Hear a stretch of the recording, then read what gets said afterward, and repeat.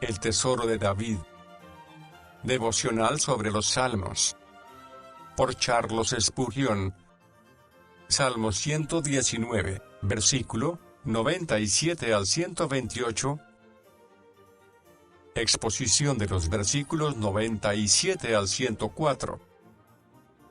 Versículo 97. Oh, cuánto amo yo tu ley, la amamos por su santidad y anhelamos ser santos. La amamos por su sabiduría y nosotros estudiamos para ser sabios. La amamos por su perfección y deseamos ser perfectos. Los que conocen el poder del Evangelio se dan cuenta de su infinita hermosura en la ley cuando la ven cumplida y personificada en Cristo Jesús. Aquí no se habla de conocer, leer, oír, decir o practicar exteriormente la ley, sino de amarla. Esto es más que todo lo anterior puede existir sin esto, pero no esto sin lo primero. Si David estaba en el exilio o huyendo, es posible que alguien piense que su corazón había de estar ocupado por su esposa e hijos y otros amigos, de modo que quedaría poco espacio para otras cosas en él, y había de decir, oh, cuánto amo yo estas cosas, cuán turbado está mi corazón pensando en ellas,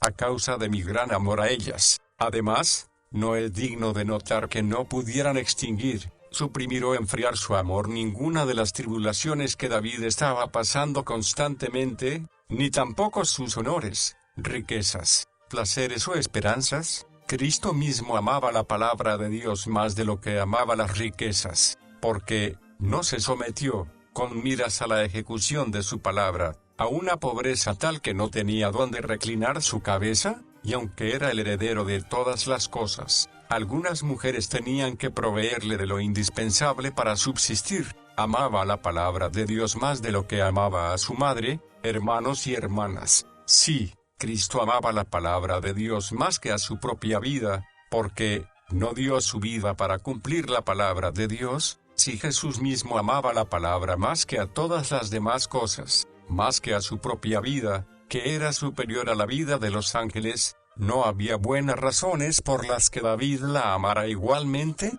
¿No tenía David tanta necesidad de ello como Cristo? Thomas Stoughton. Si se me concediera la gracia que recibió Ezequías, y se añadieran 15 años a mi vida, sería mucho más solícito en acudir al trono de la gracia. Si tuviera que renovar mis estudios, prescindiría de lo trivial los historiadores, los oradores, los poetas de la antigüedad y dedicaría mi atención a las escrituras de la verdad. Me sentaría con mayor asiduidad a los pies del divino Maestro y no desearía saber de nada sino de Jesucristo, y Él mismo crucificado. Esta sabiduría, cuyos frutos son paz en la vida, consolación en la muerte y salvación perdurable después de ella, esto es lo que buscaría, y exploraría por los campos espaciosos y deleitosos del Antiguo y el Nuevo Testamento. El que ama la salvación amará esta palabra, le gustará leerla, le gustará escucharla, y aquellos que ni la leen ni la escuchan, Cristo dice claramente que no son de Dios. Es mi meditación. Las Sagradas Escrituras no son un libro para el perezoso,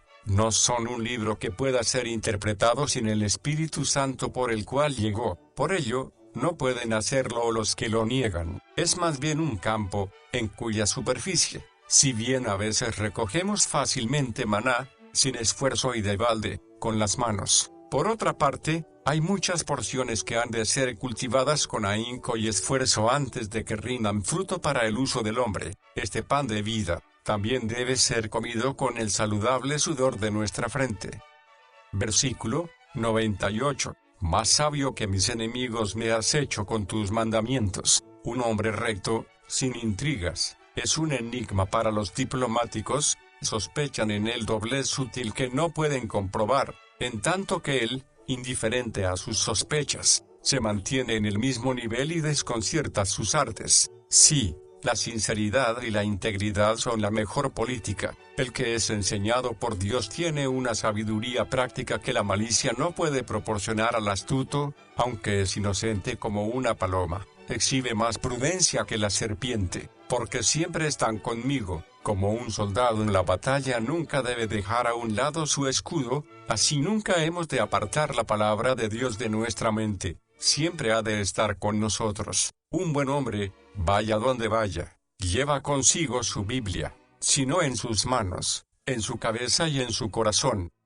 Versículo 99. He llegado a tener mayor discernimiento que todos mis maestros, incluso allí donde el predicador es piadoso, participante de esta gracia él mismo, de la cual es un embajador para otros. Sucede con frecuencia que de su ministerio resulta una mayor medida de luz y gracia para otros que para él mismo. Así vemos que Agustín, que fue convertido e iluminado por Ambrosio, sobrepujó con mucho en conocimiento y en gracia espiritual al que le enseñó, y aquí Dios nos muestra maravillosamente su gloria en que, sea cual sea el instrumento, Él es el que dispensa luz y gloria, dando por medio de este instrumento más luz y gloria que la que éste tenía, y esto no entristece nunca a un maestro piadoso, sino que es más bien para él materia para gloria.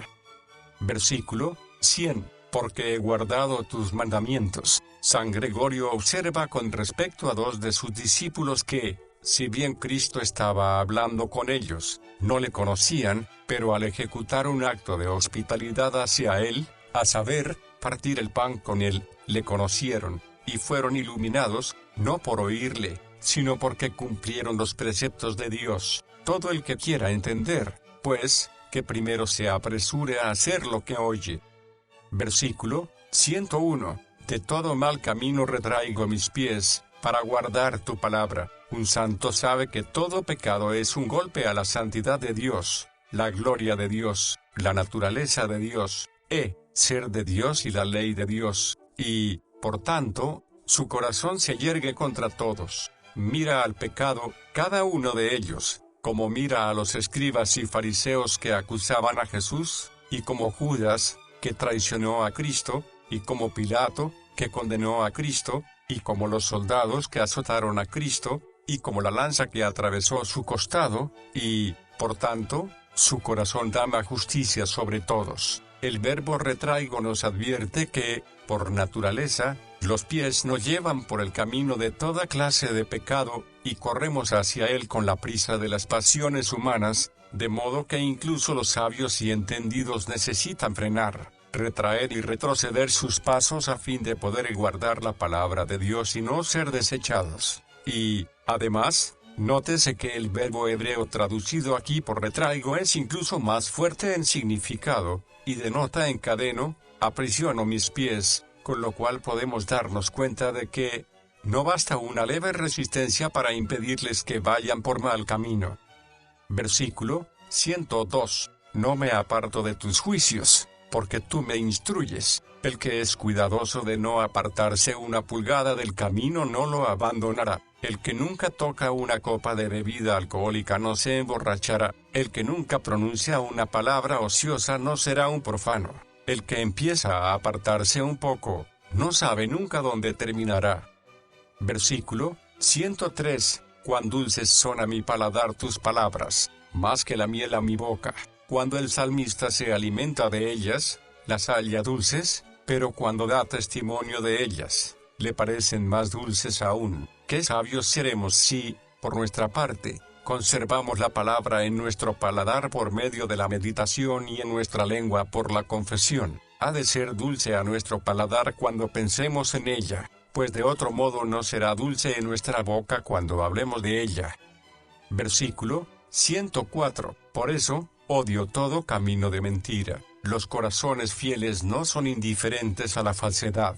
Surge en ellos una santa indignación, como aman la verdad, aborrecen la mentira. Los santos tienen un horror total a todo lo que es falso, no toleran la falsedad o la locura, se oponen vigorosamente a toda clase de error de doctrina o maldad en la vida. El que ama un pecado está en coalición con un enjambre de pecados. No hemos de tener tregua con ninguno de estos amalecitas, porque el Señor quiere guerra con ellos de generación en generación, y nosotros también hemos de quererla. Es bueno aborrecer, que, sí, no aborrecer a ningún ser humano, sino aborrecer todo camino de mentira, el camino del egoísmo, de la justificación propia, de la mundanalidad, del orgullo, de la incredulidad, de la hipocresía. Todos estos son caminos falsos, y, por tanto, no solo hemos de evitarlos, sino que hemos de odiarlos. Un hombre piadoso no solo hace lo que es bueno,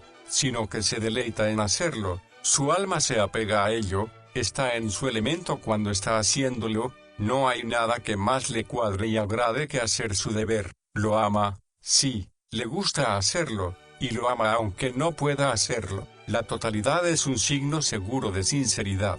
Herodes esquiva algunos pecados, en tanto que saborea otros en su boca. Un hipócrita siempre deja al diablo algunos huevos en el nido, para que los empolle, aunque se lleve muchos. Algunos no quieren comprar determinada mercancía porque no se la ofrecen al precio que quieren, pero gastan el mismo dinero en otras cosas. Lo mismo los hipócritas evitan ciertos pecados. Sí, les desagradan porque no pueden cometerlos sin que resulte oprobio o enfermedad de ellos, o por alguna otra desventaja, pero dedican el mismo amor a otros pecados que se acomodan mejor a sus designios. Algunos afirman que el mar pierde por un lado lo que gana por otro. Del mismo modo, el terreno de la corrupción de los no convertidos pierde por un lado lo que gana por otro. Hay en él una concupiscencia que es la predilecta, algún pecado dominante que, como Agag, ha de ser eximido, cuando los demás son destruidos. En esto el Señor sea misericordioso a tu siervo, dijo Naamán. Pero ahora se le dice al regenerado: limpiémonos de toda contaminación de carne y de espíritu. 2 Corintios 7, 1. El odio al pecado es un afecto o pasión implacable, podríamos decir homicida. Persigue al pecado con el corazón ardiente hasta la muerte, como uno que venga sangre, esto es, la sangre del alma, que el pecado derrama, y la sangre de Cristo, que el pecado ha derramado. Odia al pecado de modo completo y perpetuo, y entonces no vas a eximirlo, sino que acabarás exterminándolo. Hasta que odies el pecado, este no puede ser mortificado, no clamarás contra él, como los judíos contra Cristo, crucifícalo, sino que le mostrarás indulgencia, como David con Absalón. Tratad bien al muchacho a este deseo carnal o aquel por amor a mí. La misericordia al pecado es crueldad al alma. Todo pecado es una mentira. Por medio de él intentamos engañar a Dios, pero en realidad engañamos a nuestras almas. Proverbios 14, 12. No hay engaño como la locura de creer que una carrera en el pecado puede llevarnos a la felicidad. Exposición de los versículos 105 al 112.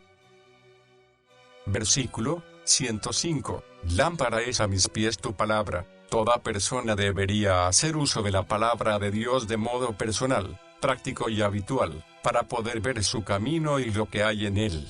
Lo que todos queremos no es ver maravillas que nos asombren, o extasiamos en visiones y arrobamientos, sino un poco de luz en el camino abrupto y oscuro que hemos de seguir, una lámpara que alumbre de modo seguro y nos ayude en la tarea que tenemos que hacer.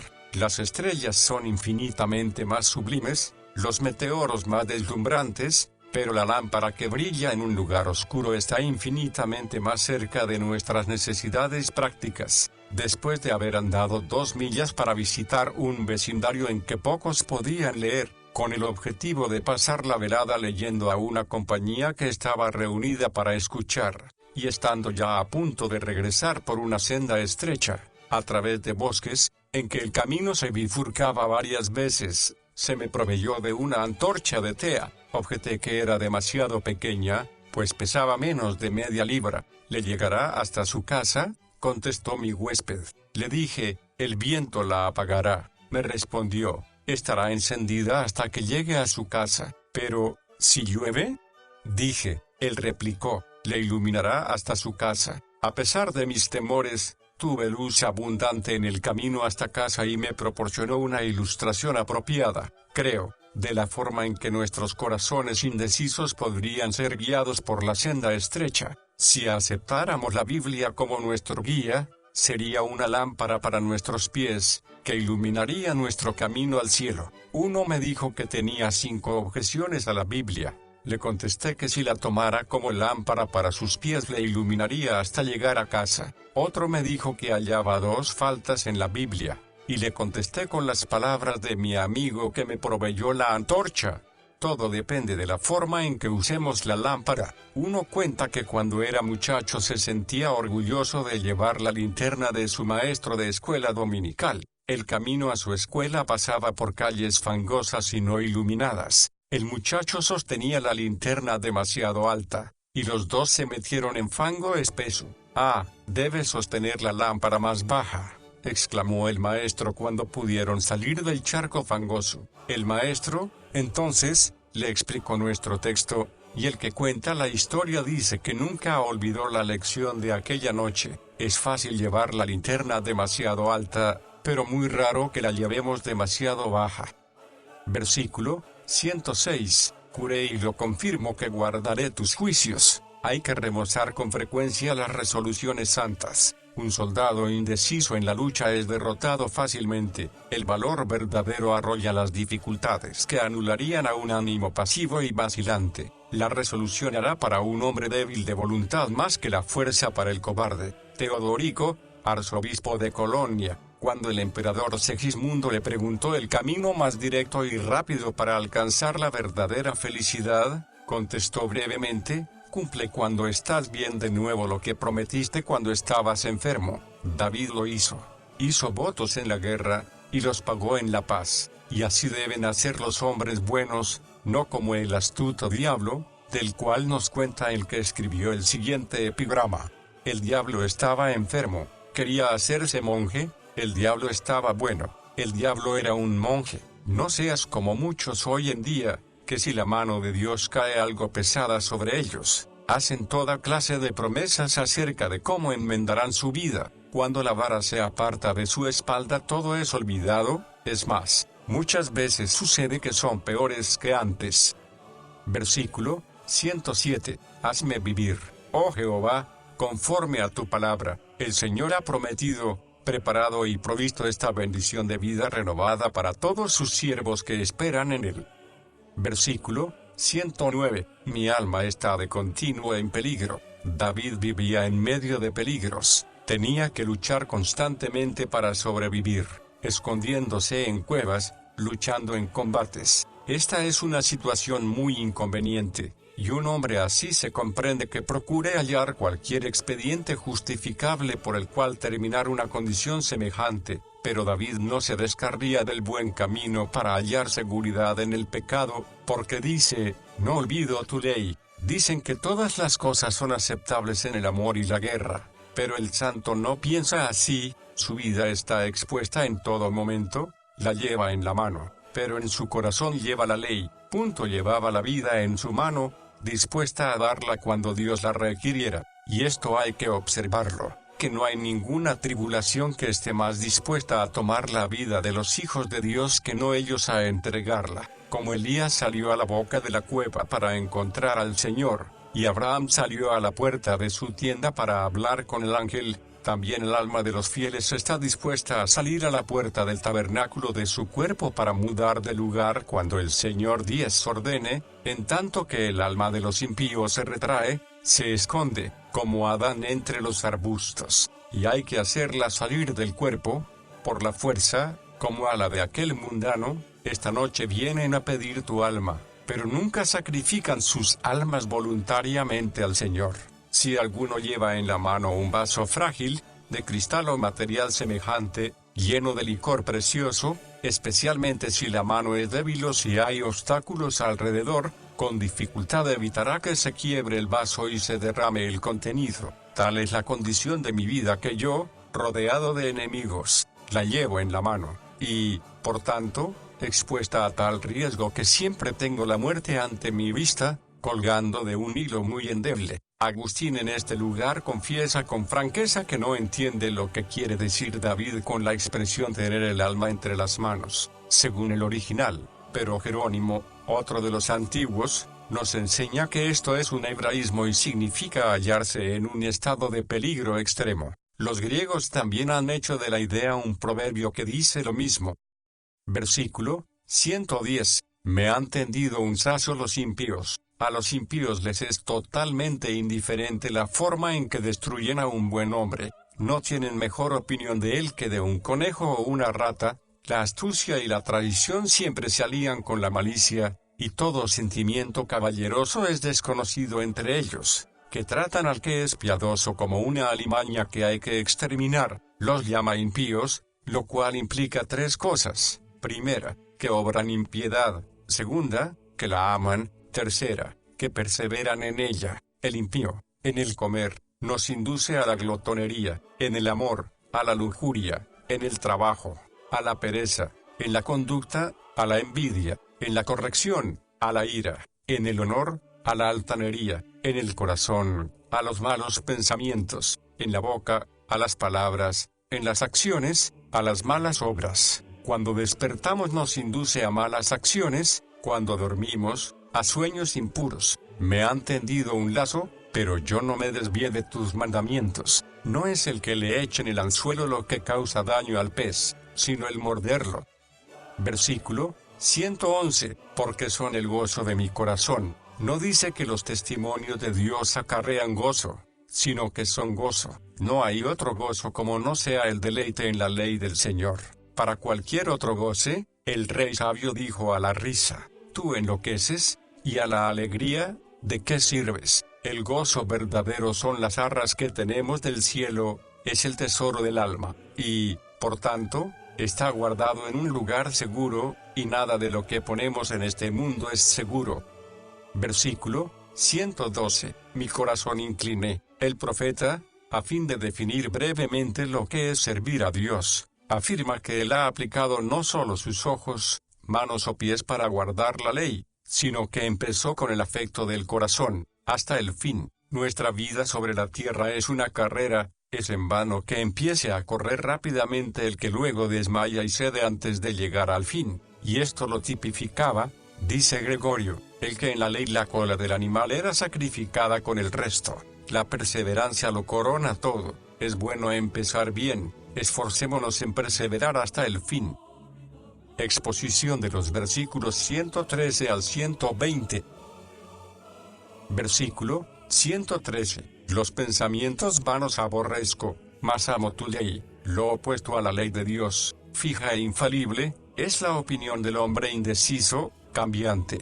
David sentía un desprecio profundo por esto, toda su reverencia y consideración iban a la palabra segura de testimonio. En proporción a este amor a la ley estaba su aborrecimiento a las invenciones de los hombres. Los pensamientos de los hombres son vanidad, pero los pensamientos de Dios son verdad. Oímos mucho en estos días de intelectuales, predicadores que piensan y pensamiento moderno. ¿Qué es esto sino el antiguo orgullo del corazón humano? El hombre vano quiere ser sabio. El salmista no se gloria en sus pensamientos. Cuando el hombre piensa lo mejor que puede, sus pensamientos más elevados quedan por debajo de los de la revelación divina, como la tierra queda debajo de los cielos. La vanidad de su corazón le era una carga. Una nueva criatura es tan cuidadosa contra la maldad en la cabeza, o en el corazón, como en la vida. Un hombre piadoso debería ser más puro a la vista de Dios que a la vista de los hombres. Sabe que nadie sino Dios puede ver los extravíos de su corazón ni los pensamientos de su cabeza. Con todo, es tan cuidadoso de que los pecados no asomen la cabeza como de que se hagan manifiestos. La mente carnal se deleita en permanecer en estas imaginaciones afines a ella, y se solaza en la indulgencia en las ideas, cuando no se presenta oportunidad para gratificación de otro tipo, o cuando el hombre no se atreve a cometer la transgresión real, pero la mente espiritual retrocede ante ellas. Estos pensamientos pueden presentarse de vez en cuando como intrusos, pero no son bien recibidos si se les echa al punto, en tanto que otros temas, como la palabra de Dios, son atesorados rápidamente para que ocupen la mente más provechosa y deleitosamente durante las horas de asueto y retiro. No hay mejor prueba de nuestro verdadero carácter que el efecto habitual de los pensamientos vanos en nuestra mente, sea si los amamos y nos los permitimos, o si los aborrecemos, vigilamos y oramos contra ellos. El sentir desagrado hacia el mal no es suficiente, sino que se nos requiere un aborrecimiento perfecto contra toda suerte y grado de pecado. Pensamientos vanos. La palabra se usa para indicar las opiniones de los hombres, y puede aplicarse a todas las opiniones heterodoxas, doctrinas humanas, herejías condenables, Estas son incompatibles con las perfecciones de Dios, despectivas de su gracia y de la persona y oficios de Cristo, y contrarias a la palabra, y, por tanto, son rechazadas y aborrecidas por los hombres buenos. Pensamientos vanos, en hebreo seafim, indecisión entre dos opiniones. Ver primero Reyes 18, 21. De ahí que signifique dudas escépticas. Pero amo tu ley. Los entendidos que se deleitan en los estudios están insistiendo constantemente sobre alguna noción que puede hacer progresar sus conocimientos, y se aferran a ella como el hierro al imán. El que es sostenido por las alas del divino amor, a Cristo dará miradas frecuentes hacia él y hará vuelos cortos hacia él, incluso en medio de los negocios del día, para una visita. El amor, al mismo tiempo, es una gracia que afianza, aumenta nuestro deleite en Dios, en parte por la visión de su bondad, que se muestra en el mismo acto de amar, en parte por las recompensas que da al comportamiento afectuoso de sus criaturas. Los dos impedirán que el corazón dé cabida a compañeros disolutos como son los malos pensamientos. Nota que no dice es libre de vanos pensamientos, sino que los aborrece. El aprecio que siente por ellos es el que sentiría por una cuadrilla de ladrones que entrara en su casa. Versículo 114. En tu palabra espero. De todos los ingredientes que endulzan la copa de la vida humana no hay ninguno más rico o poderoso que la esperanza. Su ausencia amarga la suerte más dulce. Su presencia alivia el más profundo dolor. Rodeadme de todos los goces que puede despertar la memoria o conceder las posesiones sin esperanza no bastan. En la ausencia de esperanza hay tristeza en los goces pasados y presentes también, pero aunque me quitéis todos los goces que pueden conferir el pasado y el presente, si el mañana brilla con esperanza, estoy contento en medio de mi mal. De todos los motivos que mueven a los hombres en esta tierra asendereada, el de la esperanza es el que está más ocupado, es el bálsamo más dulce que suaviza nuestras penas, el rayo más brillante que dora nuestros placeres. La esperanza es el más noble de los hijos, el primogénito de las previsiones y los pronósticos. Sin ella, el ganado que no piensa está contento en su presente abundancia. Sin ella, el hombre que reflexiona no puede ser verdaderamente feliz.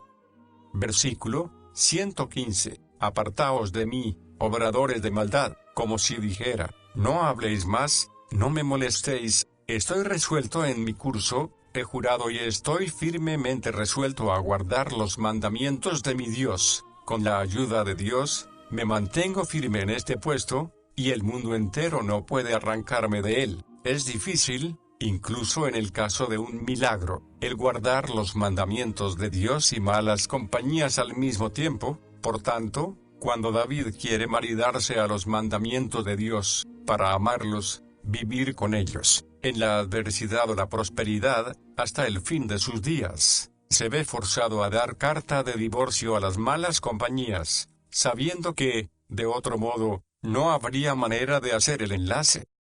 Versículo 116. Y no quede yo avergonzado de mi esperanza. Podemos sentirnos avergonzados de nuestros pensamientos, nuestras palabras y nuestros hechos, porque brotan de nosotros mismos, pero nunca nos avergonzaremos de nuestra esperanza, porque brota del Señor, nuestro Dios. Tal es la fragilidad de nuestra naturaleza que, a menos que seamos sostenidos constantemente por la gracia, caeremos en tal hediondez que quedaremos avergonzados de nosotros mismos y de todas las gloriosas esperanzas que ahora son la corona de gloria de nuestra vida. El varón de Dios adoptó bajo promesa la resolución más positiva, pero se da cuenta de que no puede confiar en su solemne decisión, de ahí estas oraciones. No es malo hacer resoluciones, pero será inútil hacerlas a menos que las rociemos bien con clamor confiado en Dios.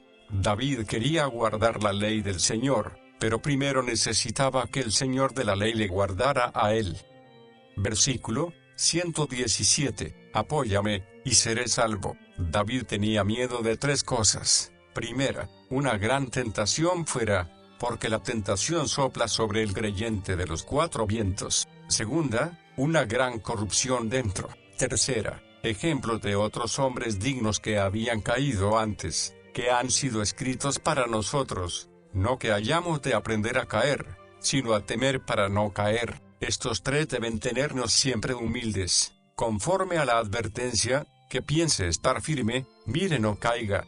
Sosténme, Señor, por encima de la pequeñez en que he vivido demasiado tiempo, por encima de los lazos que me han entrampado tan a menudo, por encima de las piedras en que he tropezado, por encima del mundo, de mí mismo, más alto de cuanto he llegado hasta ahora, por encima de mi propia mortalidad, digno de ti, digno de la sangre con que he sido comprado, más cerca del cielo, más cerca de ti. No hay elevación como la elevación de la humildad, algunas veces por medio de la disciplina severa para someter al corazón, reforzarle, hacerle independiente de las cosas externas, a veces por la aflicción, que es su mano que empuña la nuestra, para sostenemos mejor, a veces poniendo en tu corazón la idea de lo que necesitas, orar con la misma oración que él intenta concederte en aquel momento, algunas veces haciendo ver que te suelta, y te abandona, en tanto que al mismo tiempo como a la mujer sirofenicia nos está dando el deseo de persistir, para que pueda darte más al final. Versículo 118, porque su astucia es falsedad, lo llaman una política de largo alcance, con previsión, pero es una falsedad absoluta y debería tratarse como tal. Los hombres corrientes lo llaman diplomacia, pero el hombre de Dios llama al pan, pan y al vino, vino, y dice que es falsedad y nada más, porque sabe que lo es a la vista de Dios. Los hombres que yerran del camino recto inventan excusas de buen aspecto con que engañarse a sí mismos y a otros, y así aquietar sus conciencias y mantener su reputación, pero su máscara de falsedad es transparente en demasía. Dios arrolla las falsedades, solo sirven para ser despreciadas, pisoteadas y barridas con el polvo. Qué horrible ha de ser para aquellos que se han pasado la vida inventando una religión a medida el ver que Dios lo pisotea todo como un monigote que no sirve para nada. No habla aquí del engaño con el cual los impíos engañan a otros, sino de aquel con que se engañan a sí mismos. Y esto es doble, primero, porque buscan algo bueno en el pecado, lo cual el pecado promete engañosamente, pero no lo hallan nunca. Luego, porque se lisonjean con la idea vana de escapar del juicio, que irremisiblemente les alcanzará. Versículo 119. Como escorias hiciste consumir a todos los impíos de la tierra, incluso si un buen hombre se ve forzado a apartar de sí a los obradores de maldad, mucho más el Dios 3 veces santo apartará de sí a los impíos. ¿En qué se caracterizan? En que aquí florecen, pero sus nombres serán escritos en el polvo. Jeremías 17, 13. Sus corazones y mentes están en el mundo. Mateo 6, 19, 20. Su constitución natural es mundana, saborean las cosas del mundo, los ascensos, los honores, la grandeza, esto es, su unum magnum. Aquí hay su placer, esta es su porción, su esperanza y su felicidad. El Hijo de Dios busca otra herencia, inmortal e incontaminada. Versículo 120. Mi carne se estremece por temor de ti. En vez de exultar sobre los que han caído en el desagrado de Dios, se humilla. Lo que leemos y oímos de los juicios de Dios sobre los malos debe llevarnos a 1. Reverenciar su terrible majestad, y temerle. ¿Quién puede estar delante de Jehová el Dios Santo? 1 Samuel 6, 20. 2. Temer para que no le ofendamos y seamos objeto de su ira. Los hombres buenos necesitan refrenarse del pecado mediante los terrores del Señor, especialmente cuando el juicio empieza en la casa de Dios y son descubiertos los hipócritas y desechados como escoria. Exposición de los versículos 121 al 128. Versículo 123. Mis ojos languidecen en pos de tu salvación. Lloró, esperó la mano salvadora de Dios, y estas actividades pusieron a prueba los ojos de su fe, hasta que estuvieron a punto de sucumbir. Se dirigió a las promesas de Dios, y en tanto que esperaba su cumplimiento y observaba con ansia la palabra de la justicia de Dios, expresa su sentimiento abatido. Mis ojos languidecen en pos de tu salvación. Ojalá que tuviéramos deseos tan ardientes y vivos de esta gran salvación que efectuará la victoria sobre todos nuestros enemigos espirituales y nos capacitará para gritar triunfantes por toda la eternidad en el nombre de nuestro libertador omnipotente. Versículo 124. Enséñame. David tenía a Natán y Gad, los profetas, y, además de ellos, a los levitas ordinarios que le enseñaban. Él leía la palabra de Dios con diligencia y meditaba en la ley noche y día, pero reconoce que esto no era nada a menos que Dios le enseñara. Otros maestros hablan al oído, pero Dios habla al corazón. Así Pablo predicó a Lidia, pero Dios abrió su corazón. Oremos pidiendo esta gracia. Versículo 126. Es hora de actuar, oh Jehová, porque han violado tu ley, oh. Si viniera otro Pentecostés con todas sus maravillas para revelar la energía de Dios a los contradictores y hacerles ver que hay un Dios en Israel, el extremismo del hombre, ya sea en la necesidad o en el pecado, es la oportunidad de Dios. Cuando la tierra estaba sin forma y vacía, el Espíritu vino y se movía por la superficie de las aguas. ¿No debería venir cuando la sociedad está regresando al caos? Cuando Israel, en Egipto, fue reducido al punto más bajo y parecía que el pacto quedaba anulado. Entonces apareció Moisés y obró grandes milagros. Así, también, cuando la iglesia de Dios es hollada y su mensaje ridiculizado, podemos esperar ver la mano del Señor extendida para reavivar la religión, defender la verdad y glorificar el nombre divino. ¿Hubo alguna vez un barco encalmado en medio del océano sin esperanza de salir adelante que la iglesia presente? ¿Clamó alguna vez la tripulación de algún barco con más frenesí pidiendo alguna brisa favorable que lo que deberían gritar los que dirigen la iglesia del Dios vivo? Si Dios no obra, ciertamente no hay delante de la iglesia otra perspectiva que la de derrota completa y derrocamiento. El mundo es mayor que la iglesia si Dios no está en ella, pero si Dios está en ella, no será sacudida. Ojalá que la ayude, y que esto sea pronto. Algunas veces el sueño de la iglesia, como el de la tierra, es tan profundo que no puede ser despertada por agentes naturales como el viento, el fuego, el terremoto, que hacían estremecer al profeta a la boca de la cueva, y sin los cuales la voz que siguió, tan sosegada, pequeña y tierna, habría perdido gran parte de su poder conmovedor y de sosiego. Cuando la sociedad ha sido drogada por la copa de Circe de la mundanalidad, las voces que llegan de la eternidad no son atendidas. Si se las oye, por lo que el terror ha de cumplir su misión de misericordia, los corazones de los hombres, frívolos y superficiales, han de volverse serios, sus ídolos han de ser desmenuzados, sus nidos derribados a pedradas de los árboles, donde los habían hecho con tanto cuidado, y hay que enseñarles que si esto es todo en la vida, no es sino un fantasma y una burla. ¿Cree la iglesia su credo? Lo escribe, lo proclama, lo canta, lo defiende, pero, lo cree, o, por lo menos, lo cree con una fe que engendre por él entusiasmo o respeto por parte del mundo. No se han vuelto las verdades que forman los símbolos metodizados de la iglesia proposiciones en vez de poder vivo, no yacen embalsamadas con reverencia supersticiosa en el arca de la tradición, acariciadas tiernamente por lo que fueron e hicieron, pero, ¿no se ha olvidado que eran verdades, que no pueden morir y no están muertas?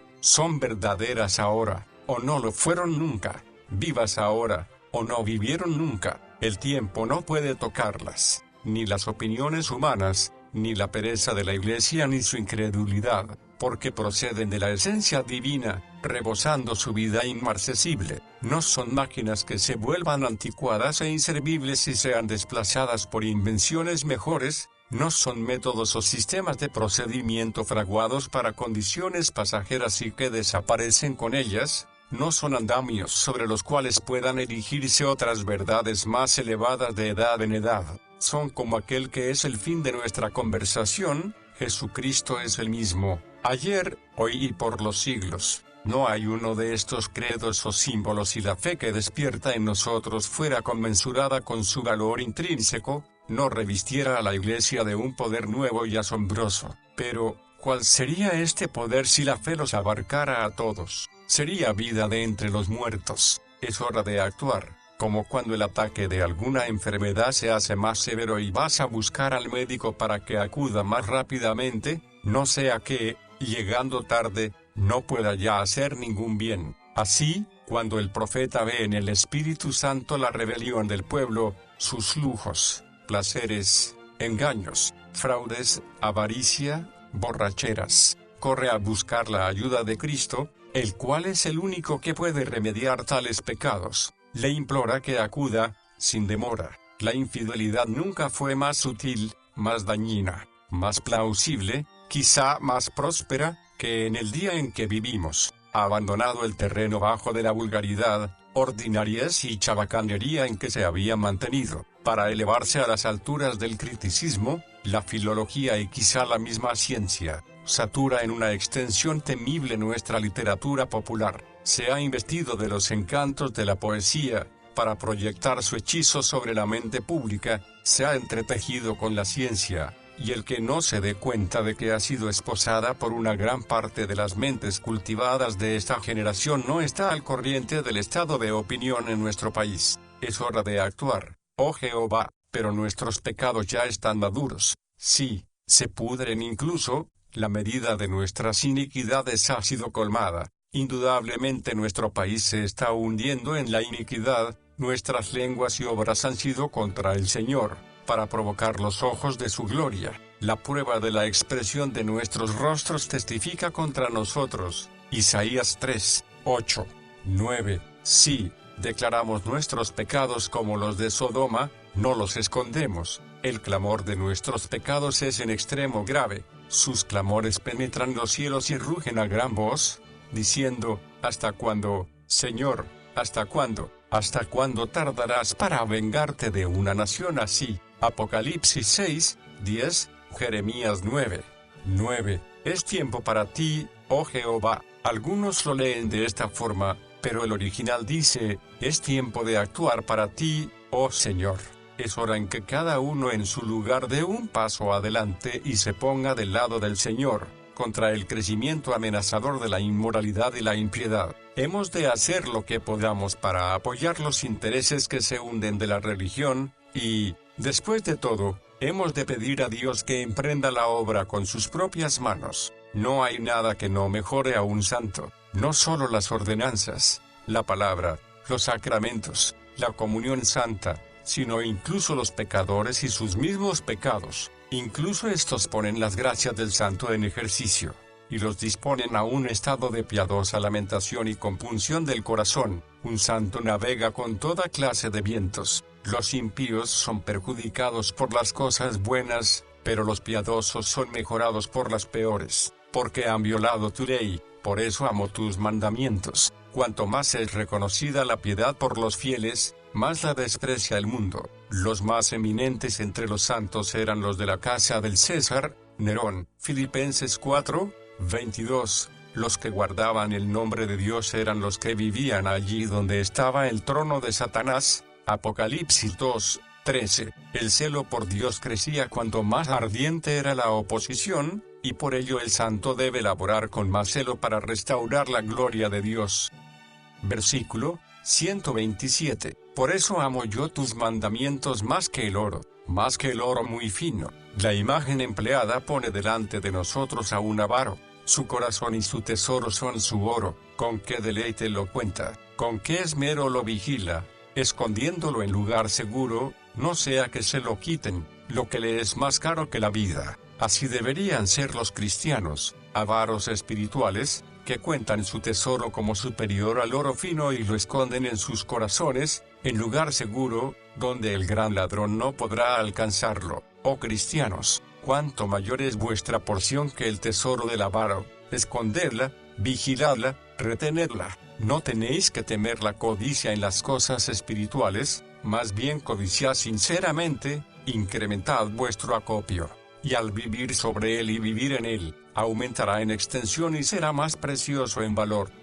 Versículo 128. Por eso estimo todos tus preceptos sobre todas las cosas como rectos. Los muchos todos usados en este versículo, algo semejante a Ezequiel 44, 30, muestran la integridad y universalidad de su obediencia. Todo es una palabra corta, pero abarca mucho. El justo escuadra sus acciones con una buena regla, la razón cabal no le vuelve parcial, las prácticas corruptas no le arrastran, sino que la sagrada palabra de Dios le dirige. Y aborrezco todo camino de mentira. El amor a la verdad engendra odio a la falsedad. Este hombre piadoso no es indiferente a nada, pero aquello que no amaba, lo aborrecía.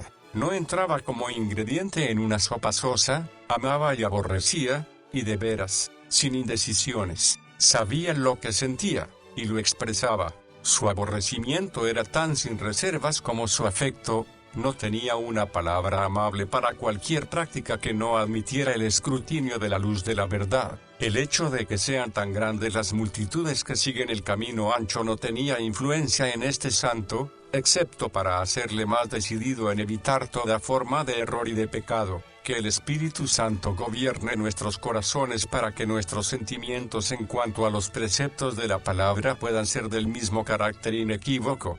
La mejor prueba de nuestro amor a Dios en su palabra es lo contrario, el aborrecimiento al pecado y a la impiedad. Los que amáis al Señor, aborreced el mal. El que ama a un árbol odia al gusano que lo consume, el que ama un vestido odia la polilla que lo roe, el que ama la vida aborrece la muerte, el que ama al Señor aborrece todo lo que le ofende. Que los hombres que aman sus pecados lo tengan en cuenta. ¿Cómo puede haber el amor de Dios en ellos? El que quiere amar el bien con intensidad infinita, debe aborrecer el mal con la misma intensidad. Así que, lejos de haber incompatibilidad entre este amor y este odio, son complementarios, polos opuestos de la misma emoción moral. Si Satanás echa mano de ti por medio de algún pecado, uno solo, ¿basta con este para llevarte a la condenación? Como cuando el carnicero lleva al animal al matadero, a veces atado por las 4 patas, a veces una sola.